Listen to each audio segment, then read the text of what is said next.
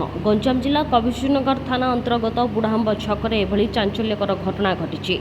आक्रमण में गुरुतर आहत होइथिबा युवक को चिकित्सा कोदला गोष्ठी स्वास्थ्य केन्द्र में भर्ती करा जायछि। तेबे घटना पछरे पूर्व शत्रुता थिबा संदेह करा जायछि।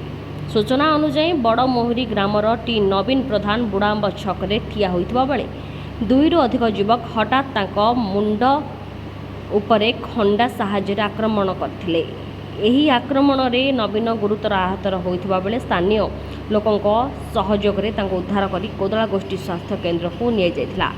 घटनार प्रकृत कारण एजावत स्पष्ट होई नथिबा बेले पूर्व शत्रुता को केन्द्र करी एही आक्रमण होइथिबा संदेह करा जायछि।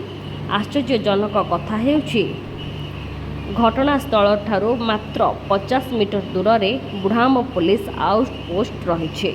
खबर पाई पुलिस घटनास्थल में पहुंची तदंत आरंभ करछि एवं आक्रमणकारी संधान चलाइछि।